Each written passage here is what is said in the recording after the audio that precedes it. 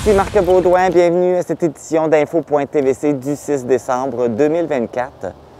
Le 6 décembre est une journée particulière. C'est la journée commémorative des violences faites aux femmes. Cette journée a été créée en fonction des 14 victimes de la tuerie de la Polytechnique de Montréal. D'ailleurs, en l'honneur de cette journée, je porte le petit ruban blanc qui est le symbole de soutien aux violences faites aux femmes. On aura justement un reportage un peu plus tard dans l'émission pour parler de cette journée et des 12 journées d'action contre les violences faites aux femmes. En parlant de l'émission, voici le menu. On vous présente le résumé de la consultation publique concernant la fermeture de l'école de Saint-Vianney. C'est la reprise de la soupe populaire qui est bien connue ici, qui a commencé plus tardivement en raison des rénovations. Donc, on va vous présenter le résultat final aussi des travaux. Comme je vous l'ai mentionné, j'ai rencontré le Centre de femmes de la vallée de la Matapédia pour parler des journées contre les violences faites aux femmes.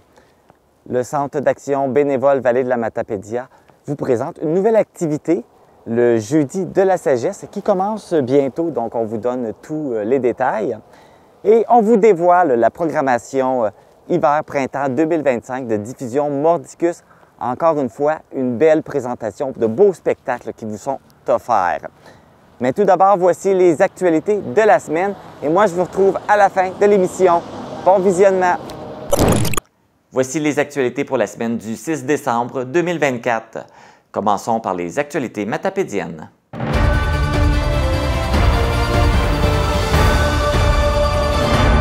Le chiropraticien Olivier Chagnon était de retour au palais de justice d'Amqui la semaine dernière pour connaître le verdict de son procès.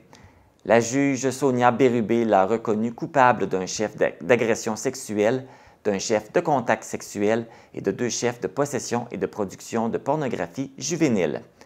La version des faits qui était présentée par l'accusé n'a pas été retenue en raison de certaines invraisemblances qui ont été relevées et qui étaient suffisantes pour que la juge n'accorde pas foi en sa version, alors que celle de la victime, malgré certaines incohérences, a été considérée franche et honnête. Olivier Chagnon sera de retour en cours le 28 mars pour la détermination de sa peine. Rappelons que les faits reprochés se sont produits en juillet 2022 lors d'une réunion familiale où une dizaine de personnes étaient présentes. Le chiropraticien de la clinique Axe Chiropratique avait été accusé d'avoir agressé sexuellement une personne mineure et d'avoir pris des photos explicites de cette personne. Aucune information permettant d'identifier la victime ne peut être transmise en raison d'une ordonnance de non-publication. Steve Gagnon, accusé d'avoir perpétré l'attaque au camion bélier à Amqui le 13 mars 2023, était de retour en cours lundi au palais de justice de Rimouski. On ne connaît toujours pas la date de son procès, puisque la cause a été reportée au 3 mars 2025. Ce n'est pas la première fois que la cause est reportée. Lors de sa comparution en juin dernier, la date du procès devait être connue le 3 septembre, mais avait été reportée au 2 décembre, qui l'a été à nouveau cette semaine. En raison d'une ordonnance de non-publication, les raisons de ces reports ne peuvent être divulguées. En plus d'autoriser le report, le juge Thibault a annoncé au tribunal qu'un juge gestionnaire serait nommé dans le dossier pour y assurer une gestion étroite. Rappelons que Steve Gagnon fait face à 14 chefs d'accusation, soit 3 de meurtre prémédité, 9 de tentative de meurtre et 2 de conduite dangereuse causant la mort. Arrêté le 31 octobre dernier et accusé de trafic de cocaïne, de possession de cocaïne, de possession d'armes prohibées et de possession de cannabis illicite, Sylvain Chaussé a déposé une requête en ouverture des paquets scellés ayant mené à l'émission du mandat de perquisition utilisé lors de l'opération policière. La requête de l'homme de 63 ans de Saint-Cléophas sera débattue le 19 février au palais de justice d'Amqui. Rappelons que les policiers de la MRC de la Matapédia, en collaboration avec la Division des crimes majeurs de la Sûreté du Québec, avaient procédé le 31 octobre dernier à une perquisition d'environ 90 grammes de cannabis illicite, 6 grammes de produits dérivés de cannabis, 25 grammes de cocaïne, une arme prohibée, du matériel servant à la vente et environ 3 000 $ en coupure. Sylvain Chaussé a été remis en liberté sous condition pendant le processus judiciaire. Le budget pour l'année 2025 de la MRC de la Matapédia a été adopté le 27 novembre dernier. Ce budget de plus de 19 millions de dollars, ce qui représente une augmentation de 10,4 comparativement au budget de 2024. Cette hausse du budget est accompagnée d'une hausse des quotes-parts qui sont prélevés auprès des municipalités locales. Le budget propose une augmentation de 4,42 des quotes-parts. Ce pourcentage monte à 5,12 en incluant l'augmentation du coût de traitement des matières résiduelles. Même si le budget a été adopté à la majorité, la hausse des quotes-parts n'a pas fait l'unanimité. La mairesse de la ville d'Amqui, Sylvie Blanchette, a été la seule à voter contre le budget proposé.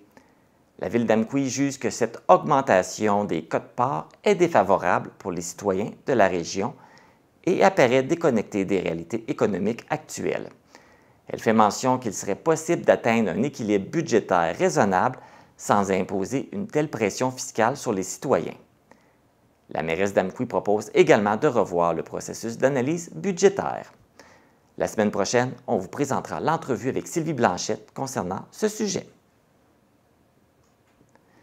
Les dernières années ont été marquées par divers conflits entre la municipalité de Sébec et le syndicat qui représente les employés municipaux.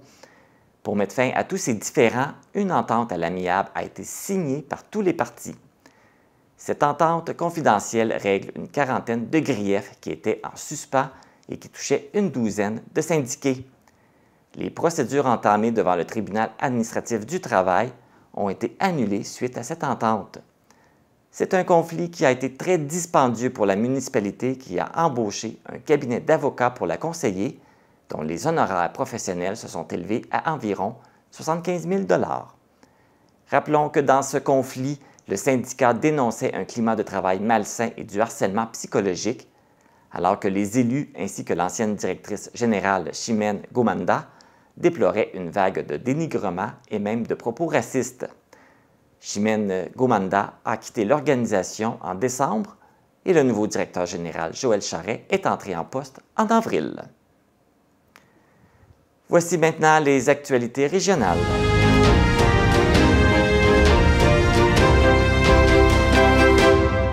Le cabinet du ministre de l'Immigration, Jean-François Roberge, a annoncé un budget de 10 millions de dollars pour rouvrir des classes de francisation suite à la vague de fermetures effectuée cet automne. Cette somme découle d'économies réalisées après l'abandon de l'allocation donnée aux étudiants qui suivaient des cours de francisation à temps partiel. 3 centres de services scolaires du Bas-Saint-Laurent ont été sélectionnés par Québec pour recevoir une part de ce montant, dont le centre de services scolaires des Monts-et-Marais. La directrice générale par intérim, Marie-Pierre Guénette, est heureuse de cette nouvelle et présume recevoir un montant en raison qu'il n'y a pas d'organisme qui peut donner de la francisation dans un rayon de 10 km sur le territoire. Le gouvernement estime que l'argent permettra à environ 5 000 personnes d'avoir accès à des cours d'ici le 31 mars prochain. Depuis le 1er décembre, la nouvelle société d'État Santé Québec est devenue responsable de gérer les activités du réseau public de la santé et des services sociaux et a pour mission de rendre le réseau de santé plus efficace. Son arrivée met éventuellement fin à l'acronyme CI3S pour Centre intégré de santé et de services sociaux. Ce changement crée de vives inquiétudes à la coalition des tables régionales d'organismes communautaires dont fait partie la table régionale des organismes communautaires du Bas-Saint-Laurent. La mise en place de Santé Québec entraîne la fusion d'une trentaine d'établissements du réseau public qui engendre un changement de culture organisationnelle et les tables régionales d'organismes communautaires craignent que cette structure imposante et centralisée mène à une déshumanisation éloignée de la réalité du terrain, prive le réseau public de main-d'œuvre, contribue à l'effritement des services publics et entrave l'accès gratuit et universel aux soins. En ce qui a trait aux organismes communautaires autonomes, la crainte de la responsabilité d'une société d'État est un accroissement de l'instrumentalisation des organismes communautaires, les rendant ainsi plus vulnérables aux velléités du gouvernement. Voici maintenant les actualités sportives.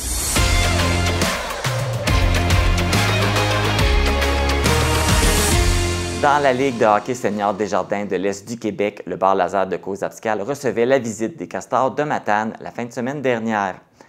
Après une période de jeu, la marque était de 1-0 pour les Castors. Les Matanais ont poursuivi leur avance en deuxième période en marquant 4 buts. L'équipe matapédienne a mis tous ses efforts pour changer le score en troisième période, mais aucun point n'a été marqué. La partie s'est donc terminée par une défaite de 5-0. Ce samedi 7 décembre, le bar Lazare rendra visite au club Excavation Léon Chouinard de Montjoly.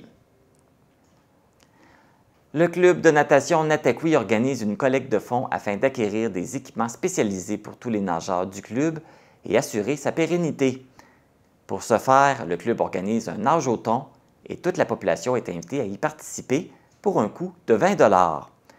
4 épreuves sont proposées, soit 12 heures de nage en continu, 1 heure de nage en continu, 10 fois 1000 mètres ou encore 100 fois 100 mètres.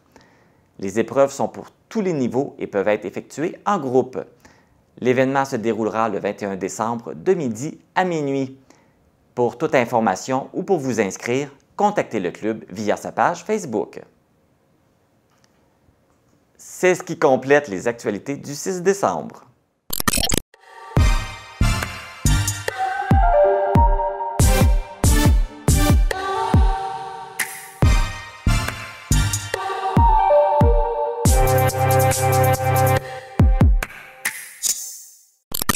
Dans le cadre des étapes de consultation publique pour la révocation des actes d'établissement, le Centre de services scolaires des Monts-et-Marais avait annoncé un processus d'analyse sur le maintien et la fermeture des écoles de Saint-Tarcisius et de Saint-Vianney. Voici le reportage de cette consultation publique. Les motifs qui appuient, dans le fond, la consultation pour la fermeture du bâtiment de Saint-Vianney, c'est l'optimisation de nos ressources. Donc, quand on parle d'optimisation de nos ressources, c'est que quand on gère un bâtiment, il y a du temps d'administration à mettre, mais il y a aussi du temps entre les déplacements quand les employés sont dans le chemin. Fait que c'est ça qu'on essaie de diminuer pour pouvoir donner plus de services à nos jeunes. C'est les travaux aussi qui sont liés aux différents bâtiments du centre de services scolaires. On a un parc présentement qui contient 35 bâtiments. Donc, malheureusement, avec les budgets qui nous sont impartis, puis là, je ne dis pas que les budgets ont été réduits à Québec, c'est la quote-part qui nous revient, bien, on n'est pas en mesure de maintenir tous nos bâtiments. Donc, on doit faire des choix. Et il y a aussi le très petit nombre d'élèves présentement qui est inscrit à Saint-Vianney qui a aussi pesé dans la balance. Il y a des gens qui travaillent ici avec leur famille. Il y a la possibilité que d'autres familles viennent s'installer. Et donc, le bâtiment est physiquement présent. Donc, je ne comprends pas la logique de déménager les gens ailleurs et la logique de l'optimisation des ressources. Ça me semble seulement une façon de... En fait, je ne trouve pas une façon logique de justifier cette chose-là. Donc, les gens ils habitent ici et ils veulent avoir un service. Parce qu'il y a même... Je pense même à l'hôpital, c'est la même chose. On voit que l'hôpital il perd beaucoup de services. On est obligé d'aller à Rimouski pour avoir des services. Mais c'est exactement la même chose. Je vois la même dynamique de centraliser les services. On a une structure qui existe, physique, mais on est obligé d'aller ailleurs pour une question d'optimisation des ressources. Donc, je vois une répétition des mêmes concepts qui, à mon avis, n'ont pas de logique. Pourquoi vouloir construire une école neuve à Amqui alors qu'on en a des écoles sur le territoire de la Matapédia? Je ne parle pas juste de celle-là de Saint-Vianney. Parce que c'est plus logique d'envoyer nos enfants à Amqui plutôt qu'eux autres viennent chez nous. Mais ça coûterait-tu vraiment moins cher si, exemple, le petit gars qui se désorganise à Amqui, là, parce qu'il est dans une classe de 20 puis qu'on n'a pas le temps de s'occuper de lui parce qu'il y a des troubles d'apprentissage, ça ne coûterait pas plus cher de l'amener chez nous. Probablement qu'il serait mieux encadré. On est plus petit, on est quasiment en famille, il y a plein d'activités. Ça serait peut-être plus... Je pense que ce serait une solution qui pourrait être envisagée. Tous les bâtiments de ces années-là ont de l'amiante. Mais les réparations dans une école comme ailleurs, ça peut se faire différemment. On n'est pas obligé, comme tu nous as mentionné, Marie-Pierre, la dernière fois, il faut tout sortir les élèves pour être capable de faire des travaux. C'est drôle, dans les hôpitaux, ils ne sortent pas tous les patients pour le faire. Il y a de l'isolement qui se fait réellement. Et moi, je pense, pour évaluer, je veux dire, un bâtiment, s'il y a de l'amiante ou pas, ça ne prend pas un technicien là, en menuiserie pour faire ça. Là. Ça prend un architecte ou ça prend quelqu'un, un ingénieur en bâtiment pour être capable d'évaluer ça. Si votre personnel, dans votre personnel, le gars qui a fait l'évaluation n'a pas ces compétences-là, là, ben je pense retourner en évaluation parce qu'il y a un problème à quelque part. Je n'ai pas été capable de trouver le nouveau document qu'ils ont fait, là, qu'ils ont sorti pour la méthodologie et technique de l'évaluation là, des bâtiments scolaires. Malheureusement. Pourtant, je pense que dans la transparence, le gouvernement, ça devrait être quelque chose qui est public, qui devrait être beaucoup plus accessible que ça. On ne devrait pas avoir à faire des demandes particulières pour avoir accès à ces documents-là. Même chose pour le document, le fichier Excel qu'on avait vu à l'autre réunion avec les données. Je ne comprends pas que c'était si difficile à avoir. Là. Moi, je n'ai pas réussi à en avoir copie. C'est ça. Ça lève des inquiétudes là, sur le côté de la transparence. C'est plate parce que ça peut gâcher la relation qu'on a avec des gens comme vous. Je ne dis pas que c'est votre ressort, là, je ne dis pas que c'est votre faute, tout ça, là, mais je pense que c'est un constat de fait. Je suis en compagnie de Marie-Pierre Guénette, qui est la directrice par intérim du Centre de services scolaires des Monts-et-Marais. Bonjour, Mme Guénette. Bonsoir. Donc, vous avez rencontré la population concernant la fermeture possible de l'école de Saint-Vianney. J'imagine que ce n'est pas une décision qui est facile à prendre, de décider de fermer une école. Mais quand on parle de fermeture, est-ce que c'est une décision de dernier recours? Est-ce que toutes les autres options ont été évaluées avant? Bien, en fait, oui. Là, puis ça fait plusieurs années que le Centre de services scolaires essaie de trouver des solutions, justement, avant d'en arriver à la fermeture. Donc, il y a eu des coupures dans les congés sans traitement. On a maintenu les établissements, les petits établissements, pendant très longtemps. Malheureusement, là, on a une diminution, nous, financière de 6,1 millions par rapport à l'année dernière dans nos budgets. C'est pas une coupe du gouvernement, c'est la quote-part qui revient à Monts-et-Marais. Donc là, sur un budget de 17,5, on a 6,1 millions de moins. Fait qu'on a 11,4 millions pour entretenir 35 bâtiments. Donc, présentement, on n'est plus en mesure de faire l'entretien de l'ensemble des bâtiments. Puis, en plus de ça, c'est que nos bâtiments sont de plus en plus vieillissants. On l'a vu tantôt. L'âge moyen de nos bâtiments, présentement, sont de 65 ans. Donc, il y a une analyse qui se fait pour l'ensemble du centre de services scolaires. Et Saint-Vianney est une de ces écoles-là là, qui fait partie de l'évaluation. Est-ce que Saint-Vianney et Saint-Tarcisius sont comme reliés ensemble? Donc, c'est Saint-Vianney qui a été choisi pour la possible fermeture. Est-ce que c'est parce que Saint-Tarcisius, le niveau de l'école est moins vétuste? C'est en plein ça. L'école de Saint-Tarcisius est côté B, côté C, ce qui veut dire bien, alors que l'école de Saint-Vianney est côté D. Et on a sorti l'ensemble des investissements qui doivent être faits. C'est plus des investissements au niveau de... On ouvre les murs, on change la tuyauterie, l'électricité, c'est des vieux bâtiments. Donc, pour être aux normes, on doit faire ces travaux-là dans les prochaines années. Puis, là, notre capacité financière de le faire, c'est pas possible. Et c'est la plus petite école du centre de services scolaires pour le moment. À 10 élèves, là, c'est le plus petit bâtiment. C'est pour ça qu'on a procédé à cette consultation-là. Donc, justement, vous avez rencontré la population aujourd'hui. Ils sont arrivés bien préparés. Est-ce que vous êtes surprise de cette préparation-là? Pas du tout. Les gens, on connaît les gens de Saint-Vianney. C'est des gens qui sont mobilisés habituellement. Fait que ça ne me surprend pas des gens de Saint-Vianney et Saint-Tarcisius. Les arguments qu'ils vous ont apportés aujourd'hui, quel impact ça va avoir sur la décision finale? Bien, en fait, c'est ça. Hein? Le conseil d'administration, lui, devra prendre la décision en fonction de est-ce qu'on est en mesure de répondre aux besoins de l'ensemble de nos élèves. Si ce qui est apporté par Saint-Vianney convient aux membres du conseil d'administration, à ce moment-là, le conseil d'administration va en résoudre de cette façon-là. Vous, en tant que directrice, est-ce que vous allez faire partie de cette décision-là? Pas du tout. Je ne suis pas un membre votant. Moi, j'accompagne le conseil d'administration dans ses travaux. Et puis là, on a su qu'il y a eu un changement de date là, pour la décision officielle? Oui, il y a eu un changement de date. On a reçu quand même 90 avis au total là, pour les fusions d'établissements et la fermeture de l'école Saint-Vianney. Donc, quand on a regardé les agendas avec le conseil d'administration, on fait ça en séance de travail. C'était un peu difficile d'entrer dans le temps pour la parution des avis et tout le 21 janvier prochain, avec la période des fêtes aussi. Donc, on a dit non, on va prendre le temps de bien faire les choses, puis on va retarder nos décisions au 18 mars. Et là, si la décision du 18 mars va être officialisée, qu'elle soit fermée ou non, ça va pour quelle année scolaire? Bien, à ce moment-là, ce serait pour l'année scolaire, pas 25-26, 26-27. Donc, il y aura un an de plus supplémentaire, là. Tout à fait. Il y aura un an de sursis. Il y a d'autres consultations publiques qui s'en viennent. Vous avez même annoncé d'autres consultation publique pour des fermetures d'écoles. Donc, il y a encore beaucoup d'ouvrages qui s'en viennent.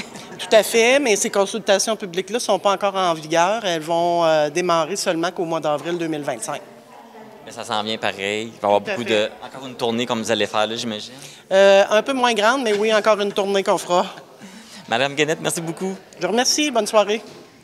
Je suis maintenant en compagnie de Mylène Guénard, qui est la présidente du CA de l'École de Saint-Vianney. Bonjour, Mylène. Bonjour. Donc, tu as fait ton plaidoyer aujourd'hui devant la présidente du Centre de services scolaires.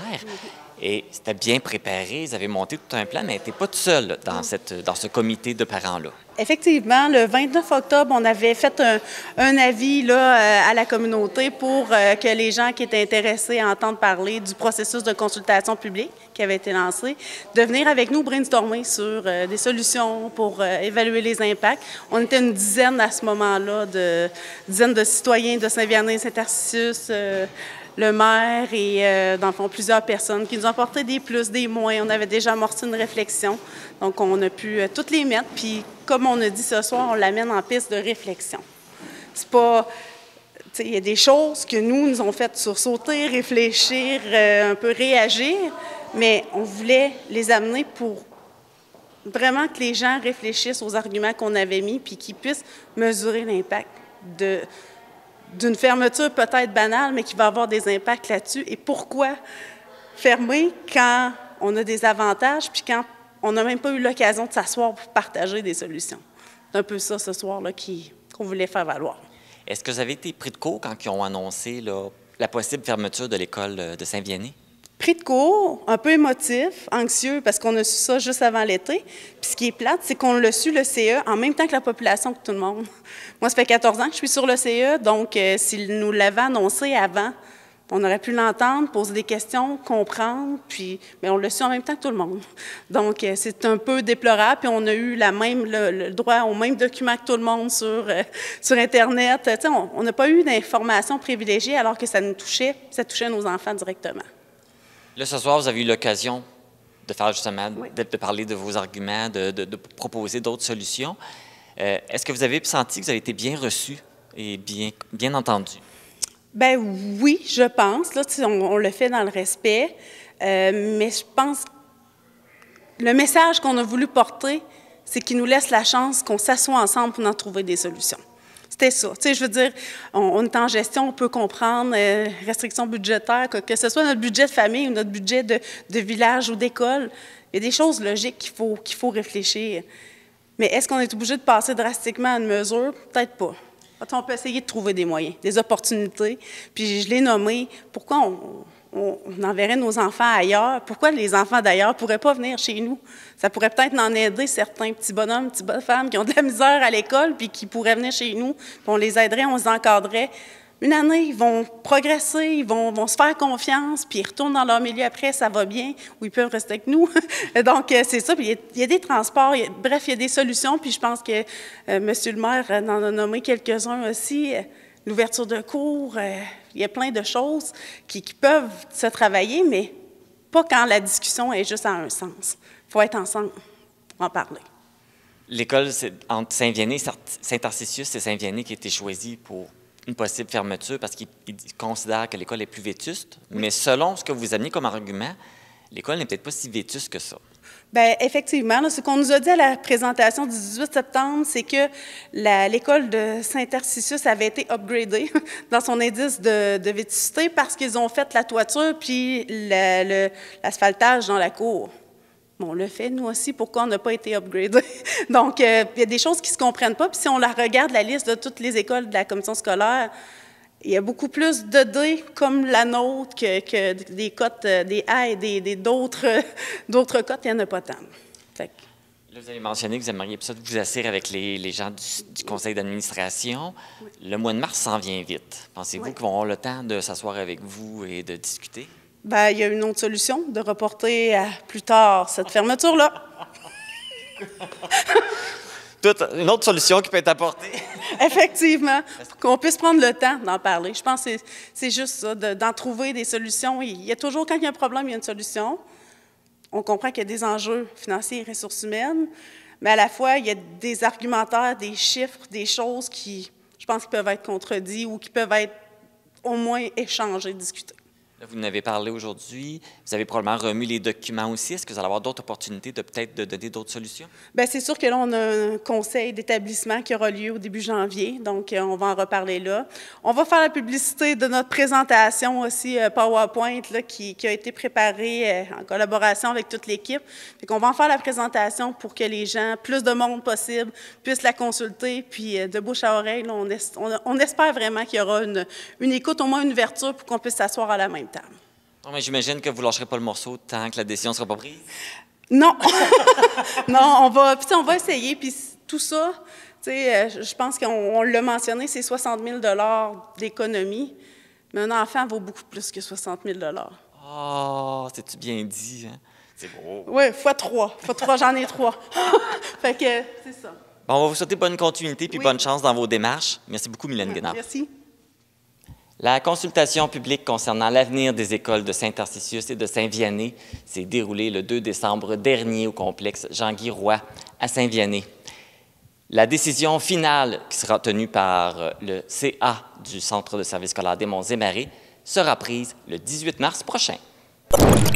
En raison de rénovations dans les locaux de l'organisme Moisson-Vallée, le début de la saison du service du chaudron gourmand, communément appelé la soupe populaire, a été retardé.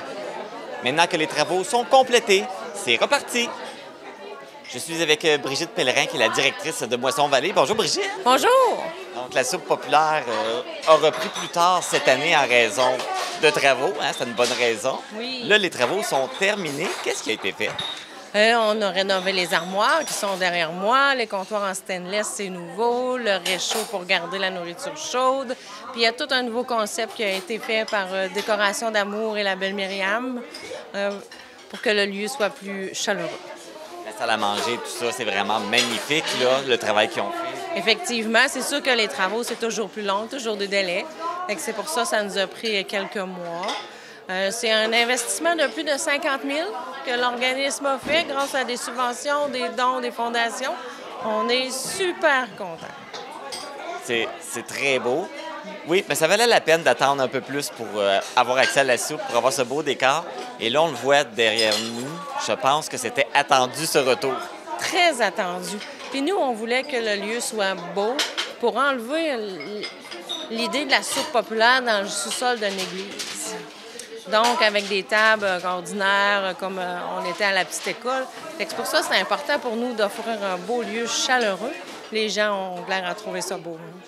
Oui, puis parce qu'il y a peut-être encore des préjugés par rapport à la soupe populaire, que c'est peut-être juste pour ceux qui n'ont pas les moyens financiers, mais c'est pas ça du tout, là. Non, c'est pas ça du tout. La soupe populaire est faite, oui, pour ceux qui en ont besoin, mais pour tout le monde.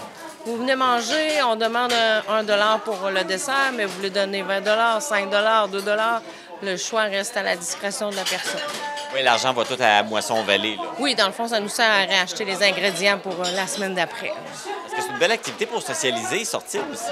Effectivement. Les gens viennent faire vraiment leur social. Puis c'est un beau lieu aussi pour les autres organismes pour faire la promotion de leurs services aussi. Ceux qui sont habitués de venir voient peut-être que il y a de nouvelles main-d'œuvre, hein? Il y a plus de monde là, pour faire le service. Oui, on a recruté une jeune cuisinière, on est bien contents, qui va remplacer Marjo dans un futur très, très, très éloigné. Pas tout de suite, mais bientôt. Pas tout de suite, mais bientôt. Puis, comme on grossit un petit peu, on a besoin d'un peu plus de personnel. Ça fait qu'il y a des gens qui se sont greffés à nous à 1 à 2 journées par semaine. Là. Fait que ça nous aide beaucoup. Parce que la demande alimentaire doit augmenter aussi, j'imagine. Ah oui, on est à 10 % Les paniers de Noël, je suis rendue à 300 à l'heure actuelle, là, paniers pour cette année. Ça fait que... On a la chance d'avoir ce beau service-là, de pouvoir venir prendre un beau goûter. Brigitte, merci beaucoup. Puis bravo pour ces beaux travaux. Puis on vous souhaite une belle saison avec la soupe populaire. Merci beaucoup. On est très contents d'être de retour. Merci. Je me suis entretenu avec des usagers de la soupe populaire aujourd'hui pour connaître leur réaction face au retour du service.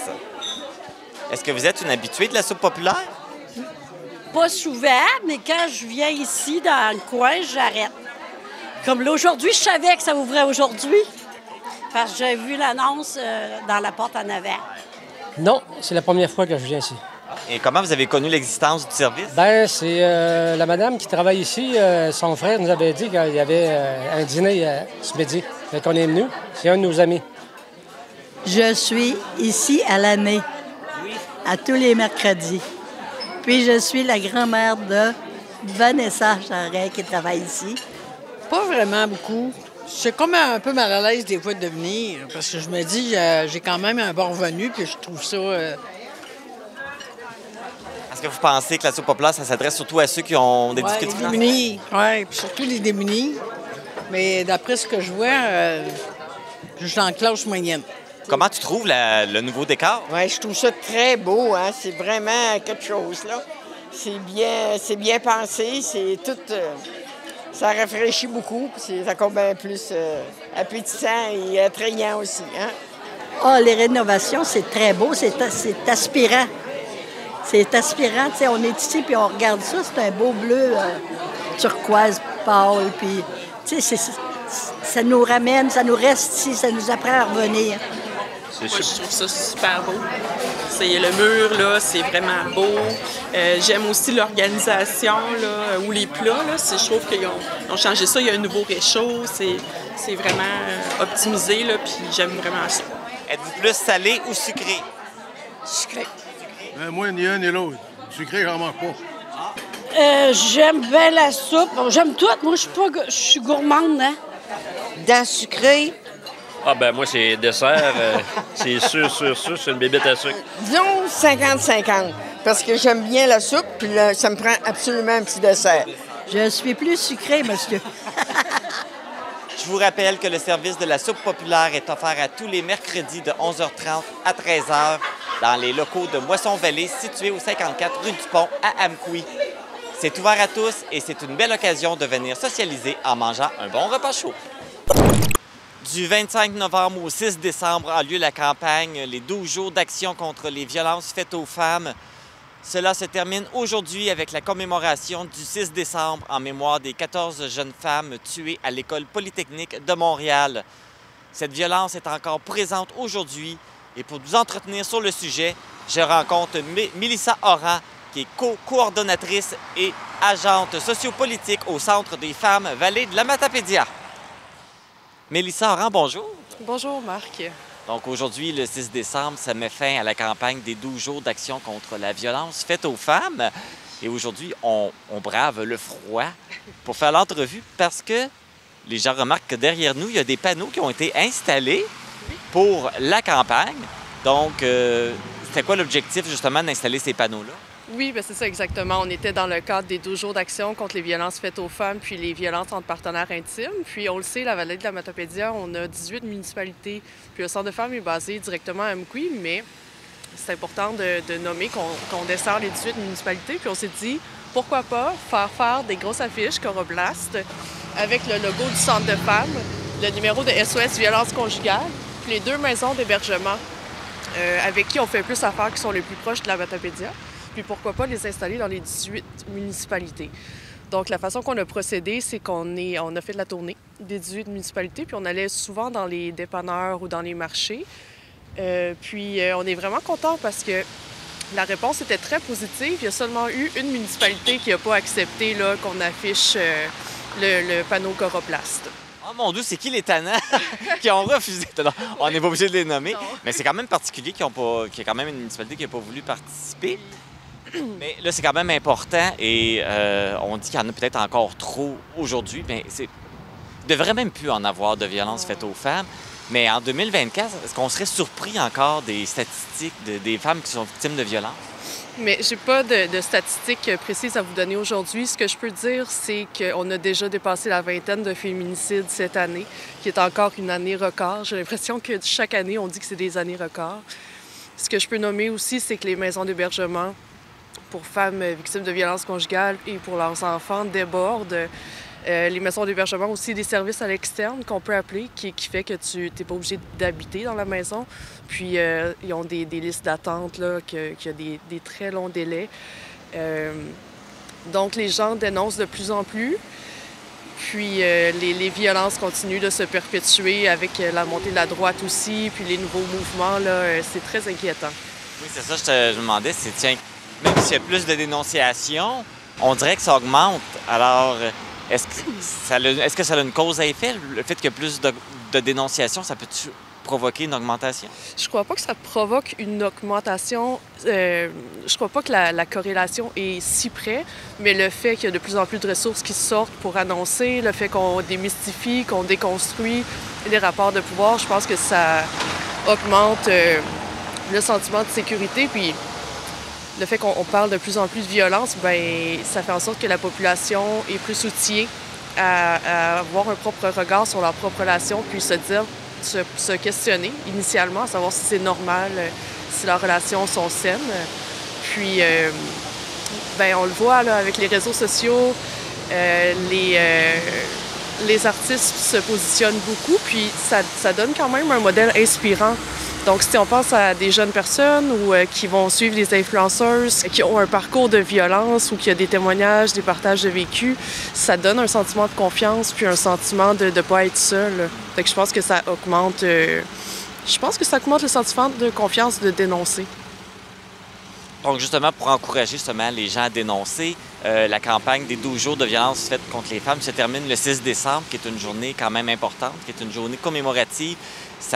Ça marque le crime contre les femmes qu'il y a eu à la Polytechnique de Montréal, qu'il y a 14 jeunes femmes qui sont décédées.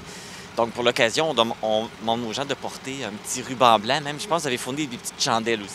Oui, on a fait une activité de sensibilisation avec la Sûreté du Québec puis la maison d'hébergement La Gigogne de Matane. On avait bloqué la rue Proulx et d'Auteuil. Puis on interceptait les véhicules pour leur donner des rubans blancs, des petites chandelles. Puis on les invitait à les porter en guise de solidarité. Justement pour aider, justement, puis supporter et encourager les gens à dénoncer. Oui, puis de s'afficher en tant qu'allié aussi, c'est super important. Et là, si on est une femme, on est victime de violence ou on est témoin de cette violence-là, qu'est-ce qu'on peut faire? C'est sûr que la meilleure solution est d'appeler soit un centre de femmes près de chez vous, une maison d'hébergement, ou d'en parler avec vos intervenants, vos proches. Si vous êtes témoin, de continuer à bâtir le lien de confiance avec la personne, votre ami, votre proche, pour s'assurer de garder cette proximité-là avec elle. Même si la campagne est terminée, je pense que la sensibilisation doit se poursuivre à l'année longue. J'imagine que vous avez d'autres activités de sensibilisation qui s'en viennent? On a donné un gros boom dans les activités de sensibilisation. La semaine passée, on a reçu aussi Mélissa Galland qui est venue faire un témoignage vraiment inspirant puis touchant, très généreux, qui a inspiré beaucoup de participantes au Centre de femmes. Puis il y a des publicités qui passent à la radio aussi. Mélissa Oran, merci beaucoup. Puis bravo pour tout le travail que vous faites avec le Centre des femmes. Et ça va se continuer. Et puis bravo. Oui, merci à vous de nous offrir aussi cette visibilité-là. C'est vraiment des partenariats très précieux là, de nous aider à couvrir puis à faire de la sensibilisation un plus grand nombre possible. Merci. Si vous êtes victime de violence ou que vous êtes témoin de violences faites aux femmes, contactez le Centre de femmes Vallée de la Matapédia au 418-629-3496 ou SOS Violence conjugale au 1-800-363-9010. Ensemble, contribuons à enrayer les violences faites aux femmes et soyez solidaires en portant le joli petit ruban blanc. Le Centre d'action bénévole Vallée de la Matapédia propose une nouvelle activité mensuelle réunissant informations et discussions. Pour connaître les détails, je reçois Mélanie Lebrun, qui est agente de promotion à l'organisme. Bonjour Mélanie. Bonjour Marc, merci pour l'invitation. Ça fait plaisir et le Centre d'action bénévole organise beaucoup d'activités. On se voit souvent. Oui, hein, depuis quelques mois, on se voit tous les mois, je pense. Parce que vous êtes proactif, mais vous offrez tellement de belles activités. Alors, je trouve ça intéressant, puis je veux qu'on en parle. Parfait. D'ailleurs, là, il y a une nouvelle qui va commencer ce mois-ci, les Jeudis de la sagesse. Alors, je te laisse nous expliquer un petit peu qu'est-ce que c'est le Jeudi de la sagesse. Oui, mais le Jeudi de la sagesse, c'est comme on avait dit en introduction, c'est vraiment c'est une conférence-rencontre. Alors, on mélange l'information avec les discussions et tout ça. On veut que les gens, que notre centre d'action de jour qui est en bas, là, à notre local du 40 Avenue du Parc, donc on utilise cette salle-là déjà à l'occasion pour faire des conférences. Alors là, suite au Salon des aînés, il y avait vraiment des gens qui voulaient faire des conférences au salon. On n'a pas pu les faire à cause de la construction. Donc, on a décidé d'organiser le jeudi de la sagesse avec nos exposants, les invités à venir dans notre local faire des conférences. Oui, c'est une bonne idée parce qu'il y avait vraiment des beaux sujets là, au salon. C'était intéressant. C'est le fun de pouvoir les avoir en conférence. C'est ça. Et c'est ça, donc notre clientèle de 50 ans et plus sont invités. Alors, c'est vraiment fait là, sur mesure pour eux, le contenu d'information. Puis, c'est de l'information pour soit la sécurité, la fraude, tout ce qui touche aussi les droits, les recours qui peuvent y avoir, des bons conseils. Puis, on a aussi, là, en tout cas, je pourrais parler là, un peu de la programmation. Oui. Mais pourquoi qu'on utilise une programmation? C'est beaucoup plus facile d'organiser comme ça qu'avoir une conférence à tous les mois où là, tu sais, on fait une genre de planification plus individuelle. Moi, ce que j'ai pensé comme concept en lançant une programmation avec quelque chose de régulier, les gens, c'est plus facile d'adhérer à ce rythme-là. Donc, c'est au moins un jeudi de chaque mois, toujours à la même heure et toujours au même local. Sauf, par contre, sur le sujet de la fraude avec Desjardins, la Sûreté du Québec, on croit que la demande va être beaucoup plus grande parce que le sujet touche, en ce moment, c'est un sujet chaud. Alors, on pense là, avoir un plus grand local. Avant d'aller plus en détail dans la programmation, je me demandais pourquoi vous avez appelé ça le jeudi de la sagesse. Oui, bien en fait, c'est que lorsqu'on prend de l'âge, on a une certaine sagesse évidemment, et puis les sujets... Ça dépend des personnes. Ça dépend des personnes, bien oui, c'est vrai. Mais la sagesse, c'est lorsqu'on s'informe aussi puis qu'on apprend. Soit des erreurs qu'on a pu faire ou tout ça. La sagesse, c'est un peu sur le fait de stimuler nos fonctions, tu sais, de vraiment arriver puis dire, là, j'ai de l'information, sagement, je vais utiliser les informations à mon avantage là, pour cheminer dans tout ça. Donc, la sagesse, c'était sur ce thème-là, puis le jeudi, pour marquer que ça va être toujours le jeudi. C'est important, tu sais, d'avoir, comme je dis, une récurrence, que ça soit facile à se rappeler. Puis en ayant le jeudi. Ah, c'est ça. Ça va être à chaque jeudi. Oui. ça commence bientôt, là, le 1er et le 12, c'est ça, 12 décembre? Le 1er, c'est le 12 décembre. Alors, on a le... Puis, tu sais, les gens, souvent, ils vont nous dire, bon, qu'est-ce que c'est le CAP, OK? Le CAP, c'est CAAP. C'est le Centre d'assistance d'accompagnement aux plaintes. Alors là, on va avoir une conférence sur les droits et les recours en santé et avec les services sociaux. C'est quoi les droits qu'on a? C'est quoi les recours si jamais il y a des problématiques ou quoi que ce soit? Je pense que les gens ont quand même besoin de savoir qu'à rendu à un certain âge, on a des droits. Oui. Puis des fois, les gens n'utiliseront même pas certains services en ne pensant pas qu'ils ont droit à ces services-là. Donc, c'est de les informer. C'est pas juste, tu sais, on parle, oui, de recours, parce qu'il y a des gens, des fois, qui vont vivre des mauvaises expériences, mais on va axer beaucoup sur le droit. Non, c'est ça, c'est intéressant, on ne le sait pas toujours. Même, tout âge confondu, on vit des situations, puis on ne sait pas toujours c'est quoi nos droits dans une telle situation. Fait que ça, c'est un sujet intéressant. Fait que ça, c'est le sujet du 12 décembre. Oui, pour devenir plus sage. Je vais y aller. Oui! Les autres sujets après ça pour les... Parce que là, c'est une fois par mois. Donc... C'est une fois par mois. On a quand même des belles conférences aussi avec des... On a une entreprise, gestion notariale de cause apicale qui vont venir parler de la projection juridique. Donc, de la planification au niveau de tout ce qui touche le côté juridique, notarial et tout ça. Donc, eux, ils ont l'expertise. La conférence est faite spécialement pour les personnes là, de 50 ans et plus. Ensuite, le 13 février, on va avoir « Ça fait un bail qu'on s'est vu ». Encore là, par exemple, ça va parler de la planification dans les RPA, donc les résidences pour personnes aînées. Et on a aussi, c'est encore le Centre d'assistance d'accompagnement aux plaintes qui vont parler des normes et le bail Okay. Parce que, je veux dire, c'est quand même, il y a beaucoup de questions qui se sont posées à ce niveau-là. Puis il y en a qui veulent savoir planifier un peu. C'est pas nécessairement qu'ils sont en RPA encore, mais ils envisagent plus tard, ils aimeraient avoir de l'information. Ah oui. Ensuite, on a le 13 mars, qui est la super conférence, là, prévention des fraudes. On le sait que la fraude des grands-parents, la fraude, de toute façon, il n'y a pas juste les grands-parents, les jeunes sont touchés, les adultes, tout le monde. C'est un vrai fléau. Sollicité, là, c'est fou. Ben, je peux parler par expérience. Le nombre de courriels frauduleux que je reçois par semaine, dans ma boîte courriel ici au travail. Même chose. Même chez moi. C'est fou, là. On est bombardé de demandes. J'ai besoin de ton argent, faut que tu payes, t'as pas payé ton loyer. C'est incroyable. Puis des fois, c'est tellement semblable aux entreprises qui ont une notoriété que les gens se font en voir à cause de l'image.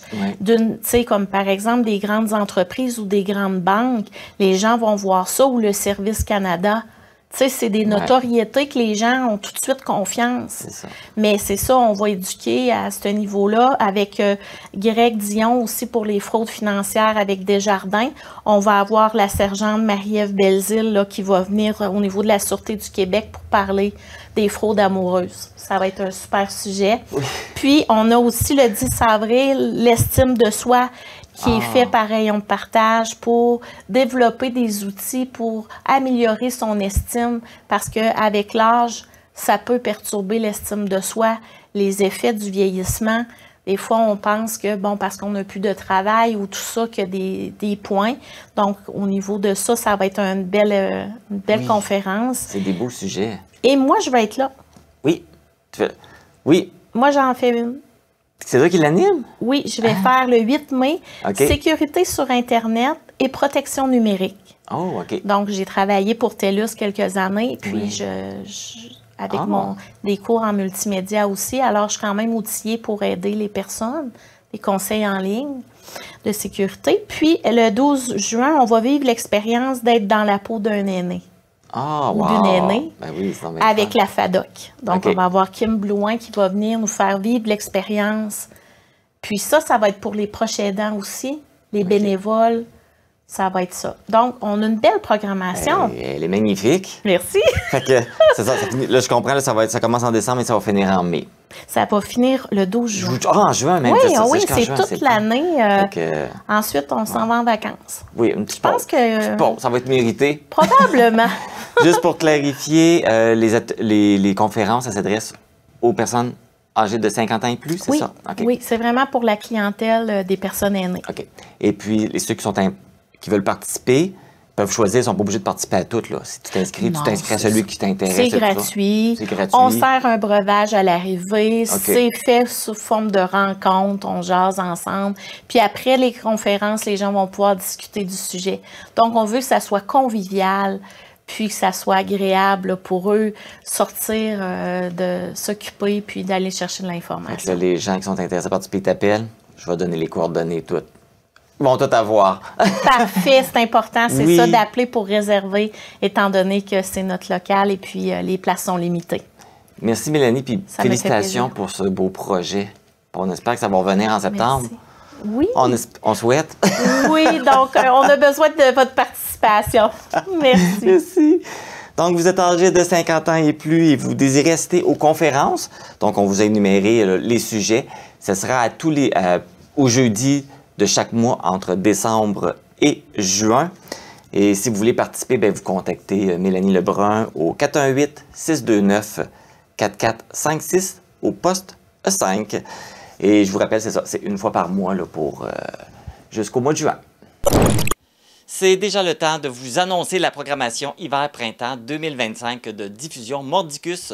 Comme toujours, musique, théâtre, humour, jeunesse composent cette programmation. Je vais aller rejoindre Michel Coutu, qui est directeur général et artistique à Diffusion Mordicus, pour connaître tous les détails. Michel Coutu, bonjour. Bonjour, Marc. Donc, une autre saison de spectacle qui commence. C'est là qu'on voit que le temps passe vite. Effectivement, parfois, je te dirais, ça passe vraiment trop vite, justement. On n'a pas le temps de lancer une programmation quand on a une nouvelle en préparation. D'ailleurs, justement, celle-ci, la programmation, là, hiver-printemps 2025 va débuter quand? Le premier spectacle, c'est fin janvier. On aura Philippe Audrey-Larue-Saint-Jacques qui va débuter la saison. Donc, on commence en humour, avant le temps des fêtes. C'est vraiment fantastique. Donc, on laisse le temps aux gens là, de recevoir leur compte de carte de crédit et pour acheter d'autres billets à la fin janvier. Donc, les 2 premiers spectacles là, de l'année 2025, là, fin janvier, avec Philippe Audrey-Larue-Saint-Jacques et Benny Jones par la suite. Ça va commencer comme ça. Ouais. Et puis, justement... une saison comme celle-là, parce qu'il va y avoir combien d'artistes? Il va y avoir combien de spectacles? Écoute, on parle en environ 18 spectacles. Si on calcule les représentations scolaires et la semaine de relâche, c'est peut-être entre 20 et 22 représentations qu'on va donner encore. C'est une programmation qui est un petit peu moins grosse, parce qu'on a le Pan québécois qui s'en vient fin mai. Donc, on ne veut pas trop, excusez l'anglicisme, se loader pour, justement, parce qu'on va avoir, nous, à travailler, même si Diffusion Mordicus n'est pas un des partenaires officiels, on est impliqué, c'est nous qui sommes responsables des salles de spectacle. Donc, c'est pour ça que la programmation est un petit peu plus petite, mais on a encore la crème de la crème des artistes québécois qui vont débarquer à la salle Jean Cossette. Je te disais que moi, ça fait presque 1 an que la programmation elle est faite et on en a lancé quelques-uns, entre autres le spectacle L avec Luce Dufault, Kim Richardson et Lulu Youk qui a été lancé. On a lancé Jay Scott, on a lancé Benny Jones. Donc, ça, ces spectacles-là, on peut les lancer un petit peu d'avance parce qu'on a la permission de le faire. Ils sont en tournée, donc on le fait.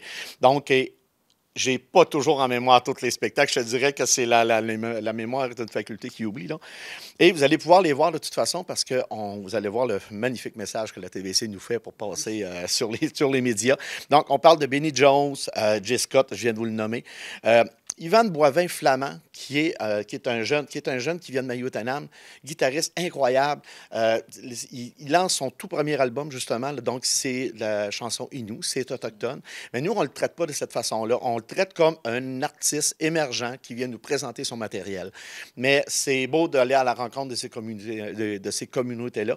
Donc, c'est un spectacle qui va vraiment être couru. Il y a tel un chat qu'on remet, l'artiste canadien qui, maintenant, va finir par venir à la salle Jean Cossette. Donc, il est toujours en vente. On présente, écoute, semaine de relâche.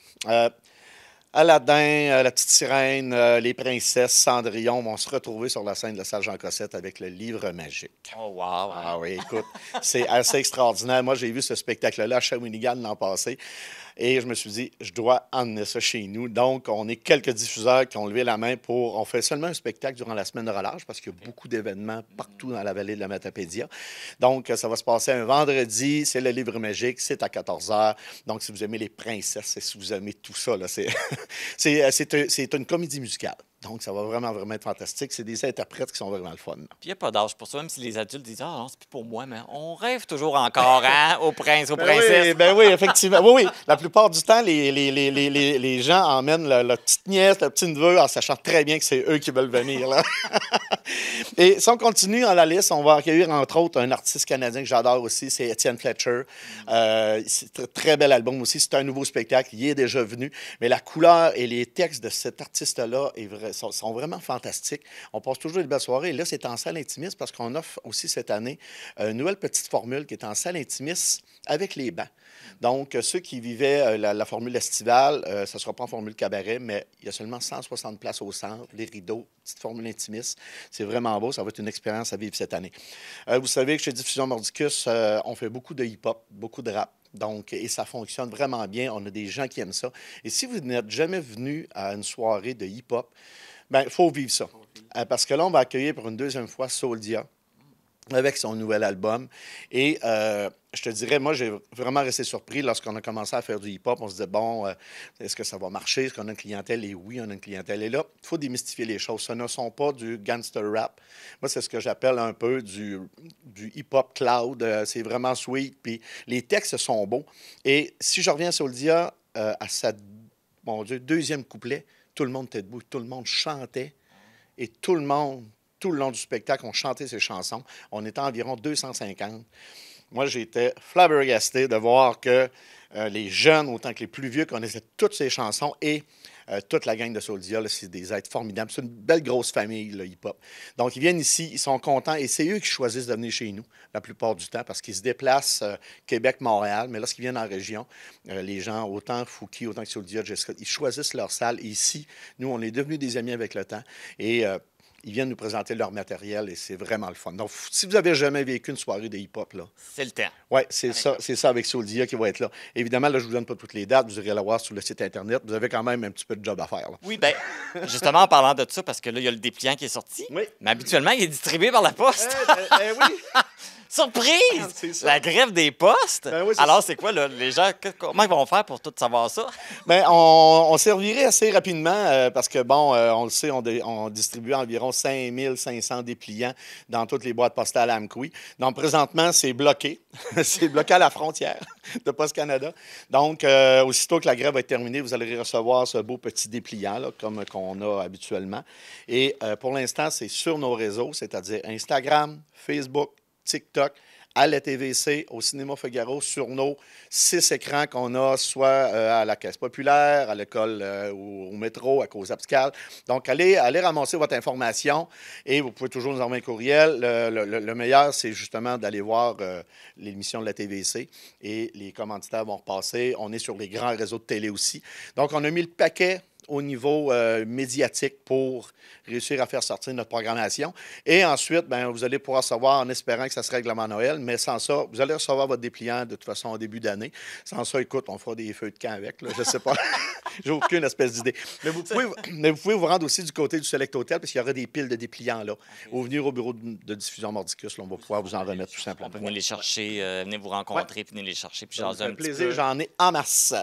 Et là, on parle de Noël. Avec le Noël qui approche, on voit le beau sapin. Oui. On ne sait pas quoi donner en cadeau. C'est une bonne idée, ça, un spectacle? Effectivement, ben oui, un certificat cadeau. Et ça, là, c'est très, très, très populaire, hein, parce qu'on donne le certificat. Vous pouvez donner un certificat de 10, 20, 50. Les meilleurs certificats, c'est ceux entre 100 et 200 $. Les gens sont vraiment contents. Donc, vous pouvez acheter plusieurs spectacles. Et si vous ne savez pas le goût, vous avez un neveu ou une tante ou vos parents. Et il y a beaucoup de jeunes qui achètent ça pour leurs grands frères et leurs grandes sœurs ou leurs parrains-marraines parce qu'ils ne savent pas qu'est-ce qu'ils aiment. Ils donnent un certificat cadeau. Et ce qui est plaisant, c'est que la personne qui reçoit le certificat cadeau choisit son spectacle et il va peut-être l'an prochain voir le spectacle et il va vraiment se rappeler de son cadeau de Noël longtemps. C'est pas comme un cadeau qu'on développe et le lendemain, on s'intéresse plus ou moins ou 2 ou 3 semaines après. Ou on leur donne l'année prochaine à quelqu'un d'autre. Exactement, exactement. Et les billets ne sont pas échangeables, donc c'est sûr qu'ils vont, ils vont en profiter. Donc, ils vont repenser à vous. 1 an plus tard, c'est vraiment le fun.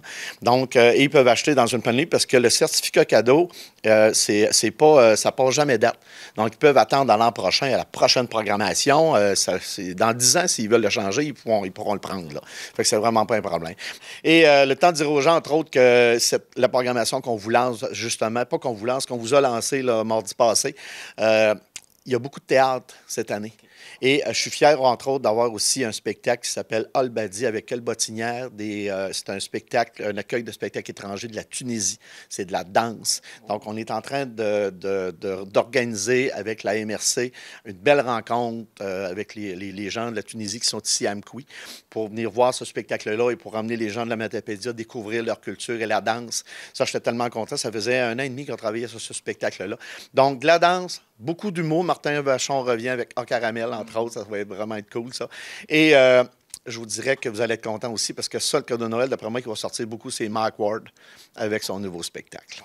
Pour toute l'information, notre site Internet, puis Instagram, puis la TVC. Excellent. Michel Coutu, merci beaucoup. Puis on va te souhaiter une belle saison hiver-printemps 2025. Parfait. Bien, merci. On se revoit en mai-juin pour le prochain lancement. Parfait. Merci. C'est le temps d'acheter vos billets pour un ou plusieurs de ces spectacles. C'est bien simple. Vous vous rendez sur le site Internet diffusionmordicus.ca où vous pouvez également appeler au 418-629-2241. Pour obtenir toutes les informations rapidement, abonnez-vous aussi à l'infolettre.